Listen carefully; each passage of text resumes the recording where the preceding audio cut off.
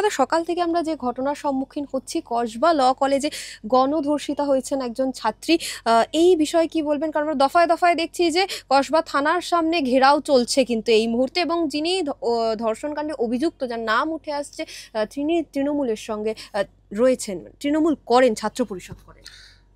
দেখুন, আমি একটা কথা বলবো যে এই তৃণমূল দলটায় চোর, ডাকাত, চিটিংবাজ, ধর্ষণ, এটা নিয়ে এই দলটা তৈরি। সারা পশ্চিমবাংলা জুড়ে এই ঘটনা, শুধু এই একটা কাণ্ড যখন হচ্ছে তখন আপনারা আসছেন, জিজ্ঞেস করছেন আরজিকর হলো, আপনারা আসলেন, জিজ্ঞেস করলেন, আপনাদের মতন প্রচুর মিডিয়ার লোকজন আসলো, জিজ্ঞেস করলো, তারপরে আবার জিজ্ঞেস। A constant process. 2011 সালে কামদুনি, যদি আপনাকে এক্সাম্পল দিতে হয়, বরুণ বিশ্বাস মার্ডার হয়েছিল কেন? সে তো ধর্ষণের প্রতিবাদ করেছিল বলে তাকে মার্ডার হতে হয়েছে। এই তৃণমূল দলে যত আছে, যারা যারা তৃণমূল করে, তাদের মধ্যে আপনি খুনি, ধর্ষক, চাকরি বিক্রি, গরু পাচার, কয়লা পাচার, এই দিয়ে চলছে। এটা মানুষকে সংঘবদ্ধভাবে প্রতিবাদ করতে হবে। সবাই ভাবছে যে পুলিশ করে দেবে, এই যে থানা ঘেরাও করছে, অবশ্যই থানা ঘেরাও প্রয়োজন আছে, এটা অস্বীকার করার জায়গা নেই। বা কেউ ভাবছে সিবিআই করে দেবে, অধিকার ছিনিয়ে নিতে হয়। এটা প্রত্যেকটা জায়গাতে আপনি দেখবেন তৃণমূল মানেই এই কাজগুলোর সাথে যুক্ত, এই কাজের সাথেই যুক্ত এরা। যারা 90% যারা লোক তৃণমূল করছে, 2-4টে হয়তো এর প্রতিবাদ করতে পারে, কিন্তু এদের এই গুড সেকশনটার কোনো ক্ষমতাই নেই তৃণমূলের বিরুদ্ধে। তোলাবাজি করে এই দল চলে। দেখুন, মানুষকে রাস্তায় নেমে সংঘবদ্ধভাবে আন্দোলন করতে হয়। আমাদের পশ্চিমবাংলার মানুষের স্মৃতিশক্তি খুব কম। আরজিকরের মতন অত বড় ঘটনা, কিছু বেরিয়ে যাবে, তার মধ্যে কিছু বেরিয়ে যাবে হলো তৃণমূল দলেরই দালাল, যেটা আরজিকরে ঘটলো। অত সংখ্যায় মানুষ রাস্তায় নামলেন। মানুষকে সংঘবদ্ধভাবে ওয়ান অ্যান্ড অনলি এজেন্ডা হওয়া উচিত, বাংলা থেকে তৃণমূল হাঁটাতে হবে, সে যে আসে ক্ষমতায় আসুক। দীর্ঘমেয়াদী যদি কোনো সরকার থাকে, এই ধরনের ঘটনা তো বাড়তে থাকবে। কেন ডেমোক্রেসি আনা হয়েছে, কেন আজকে আমেরিকা বলুন, আজকে ইউরোপ বলুন, এইসব দেশগুলো উন্নত কেন? এদের একটা সরকার 15 বছর, 20 বছর, 40 বছর থাকে না। এদের একটা সরকার 5 বছর, 10 বছর ম্যাক্সিমাম। যত উন্নত দেশ আছে দেখুন, আর যত অধঃপতনের দেশ আছে, এই দেখুন, এই যে পশ্চিমবাংলাতে দীর্ঘদিন ধরে চলে যাচ্ছে। এদের তৃণমূলের যে স্ট্রাকচারটা, ধরুন ডেমোক্রেটিক স্ট্রাকচারে একটা পার্টি ধরুন অনেক দিন আছে, কিন্তু তাদের মধ্যে পরিবর্তন হচ্ছে, যে নতুন সেক্রেটারি আসছে, নতুন প্রেসিডেন্ট আসছে, নতুনই আছে, সেগুলোকেও আপনি ঠিকঠাক জায়গায়। তৃণমূলটা হচ্ছে একটা রাজত্ব চালানো, একটা কোম্পানির রাজত্ব চালানো। তাই সে একটা পরিবার, তারা বাংলাটাকে লুটে পুটে খাবে। তাদের চেলাচামুন্ডারা ধর্ষণ, খুন, রেপ, মার্ডার, চাকরি বিক্রি এই করে চালাবে। এটা তো বাংলার কালচারে পরিণত হয়ে গেছে। আপনি 10 বছর ধরে আপনি শুধু এই একটা ধরুন, আজকে এই সাউথ ওই কলকাতার যে কসবার ওখানে যে ল কলেজটা আছে, সেইটাকে একটা ঘটনা আপনি আজকে, এইটা একটা ঘটনা। এবার আপনি 11 সাল থেকে আর 25 সাল অবধি ঘটনা মেলান। বরুণ বিশ্বাস হত্যা হয়েছিল কেন? কামদুনি কেন হয়েছিল? আরজিকর, আপনি পর আসতে থাকবে, কারণ মানুষের স্মৃতিশক্তিটা এত কম। আজকে হয়েছে, আপনারা আসছেন, বিভিন্ন লোক আসছে, কিন্তু এই সামাজিক ব্যাধিটাকে থামাতে হবে তো। পুলিশ প্রশাসনই বা কি করবে?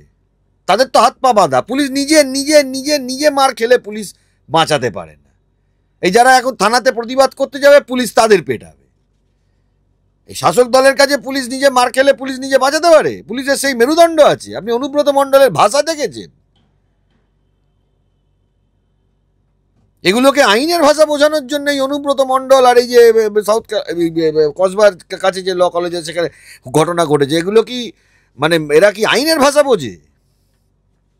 এরা যে ভাষা বোঝে, এদের সেই ভাষা বোঝানো প্রয়োজন হয়ে পড়েছে। আরজিকরে যে ঘটনা ঘটেছে, তার বাবা মা কেঁদে বেড়াচ্ছে। সত্যি কথা, সন্তান হারা হলে সে কি করবে? সমস্যাটা হচ্ছিল লোকে এক্সপেকটেশনের জায়গায় চলে আসছে যে সিবিআই কিছু করে দেবে, পুলিশ কিছু করে দেবে। আরে পুলিশের তো কোনো ক্ষমতাই নেই। সিবিআই যখন ঢুকছে তখন সিবিআইয়ের কাছে কোনো এভিডেন্স নেই। নিজের আন্দোলন, নিজের লড়াই নিজেকে করতে হবে। পরিবারে পরিবারে এই ঘটনাগুলো ঘটাচ্ছে।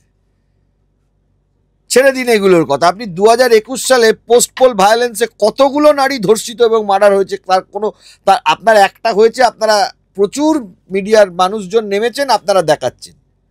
2021 সালে ভোটের পরের দিন, ভোটের যেদিন রেজাল্ট বেরিয়েছিল মে মাসে, সেদিন সারা রাজ্যে কিছু না হলো 1000-এর ওপর মার্ডার হয়েছিল।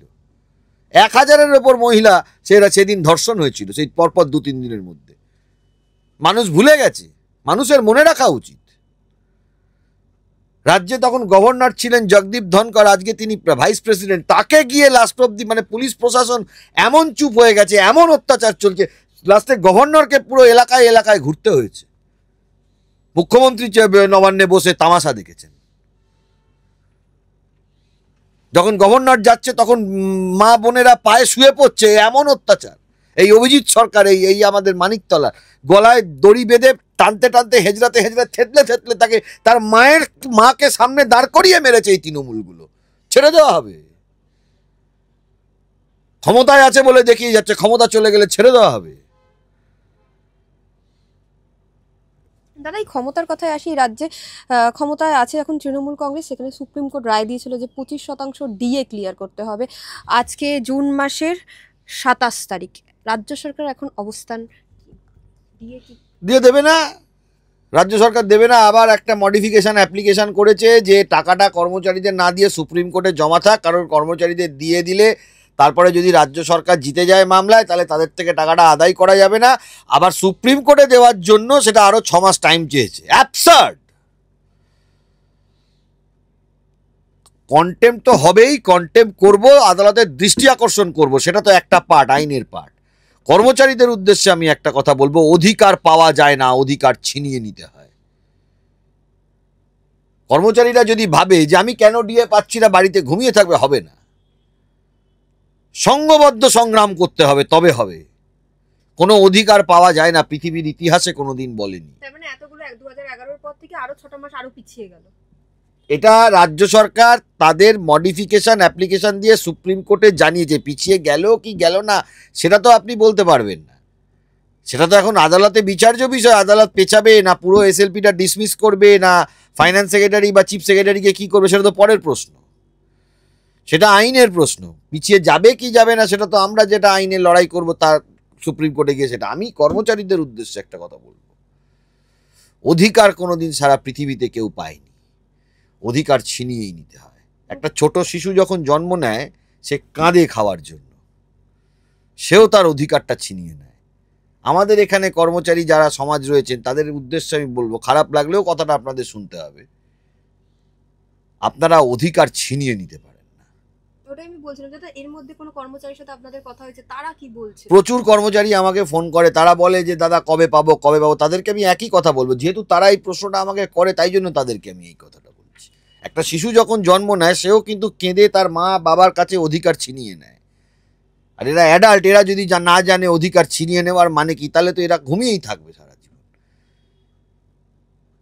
ঘুমিয়ে থাকলে কি করে হবে? বাড়িতে বসে পেনশন পাচ্ছি, আরো বেড়ে গেলে ভালো হয়। এই যে মানসিকতা, এই মানসিকতাকে নিজেকে চেঞ্জ করে। সরকারি কর্মচারী মানে ভয়ে কাঁপছে। একটা ট্রান্সফার হয়েছে, সুবীর সাহা, এদেরকে তো লড়াই করে আটকানো হয়েছে। আর transfer is an incidence of টার্বি। ট্রান্সফার হলে ট্রান্সফার মেনে নিতে হবে, কিন্তু হ্যাঁ, রাজনৈতিক হস্তক্ষেপ ট্রান্সফারে আর ঘুষ দিয়ে ট্রান্সফার, এটা আমরা রুখবো। এর জন্য তো সবাইকে এক হতে হবে। সরকারের কি ক্ষমতা আছে? সরকার ক্ষমতা আছে সরকারি কর্মচারীদের খুব বেশি হলে ট্রান্সফার করতে পারবে, টার্মিনেশন অফ সার্ভিস করার দম সরকারের নেই।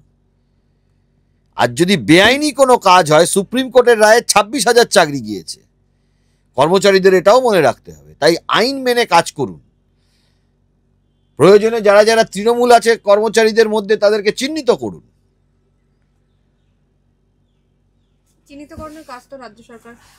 না, কর্মচারী ইউনিয়নগুলোকে বলবো, যারা যারা তৃণমূল আছে তারাও তো ডিএ ভোগ করবে। সই সংগ্রহ করুন যে যারা যারা ডিএ চায় আর কে ডিএ চায় না, সেটা দিয়ে তাদেরকে চিহ্নিত করুন। লাইন টানতে হবে। নইলে এই দেখুন ধর্ষণ, গ্যাং রেপ, একটা কলকাতার মতন একটা কলেজে কোনোদিন ভাবতে পারছি একটা কলকাতাতে মানুষজন হাঁটাচলা করে, রাতেবেলা আমার চেম্বারে যে মেয়েগুলো কাজ করে রাত্রির 11টা 12টার সময় বেরোয়, তো নিশ্চিন্তে আমি তাদের ছাড়তে পারবো না। তাদের বাবা মারা বিশ্বাস করে কাজ করতে, কিন্তু আমার চেম্বার বলে নেই, সারা হাইকোর্টে প্রচুর চেম্বারে আছে, এত কাজের প্রেসার যে সারা দিন রাত্রির কাজ করতে, ছেলেরা মেয়েরা কাজ করে। শুধু হাইকোর্ট বলে না, আপনি সারা কলকাতায় হাঁটবেন, এখন যা যুগ পড়েছে, আইটি সেক্টর বলুন, হসপিটাল বলুন, প্রচুর সেক্টরে কাজ। আমরা তো ধরুন 10টা 11টার মধ্যে হয়তো চেম্বার রাতে বন্ধ করে দিই হাইকোর্টে, কিন্তু এরকম তো আছে যে রাত্রি 10টা থেকে ভোর 5টা পর্যন্ত কাজ করতে এদের ডাক্তারদের করতে হয়। সব জায়গাতে মাল্টি ন্যাশনাল মিডিয়ার লোক, আপনাদেরও তো যদি রাতেবেলা 12টার সময় একটা ঘটনা ঘটে, আপনাদের রাতেবেলা বেরোতে হবে। এটা একটা কালচার হতে পারে, পুরো সামাজিক ব্যাধি। আর এ রাজ্যের পুলিশের দ্বারা কিছু হবে না, মেরুদণ্ডহীন পুলিশ। এগুলো তদন্ত হওয়া দরকার। আর এক্সপেকটেশন যে পুলিশ আমাকে করে দেবে, মুখ্যমন্ত্রী আমাকে করে দেবে, সিবিআই করে দেবে, হবে না। গর্জে উঠে আগে এদেরকে সরাতে হবে। পুলিশ মন্ত্রী মুখ্যমন্ত্রী পরিবর্তন হলে তবে এই রাজ্যে বলছেন যে একমাত্র উপায়। নাহলে আপনি দেখুন না, একটার পর একটা ইনসিডেন্ট। এই যে এটা হয়ে গেল, তো আমি আপনাকে বলছি আবার 6 মাস 8 মাস পরে শুনবেন। ভোটটা আসতে দিন।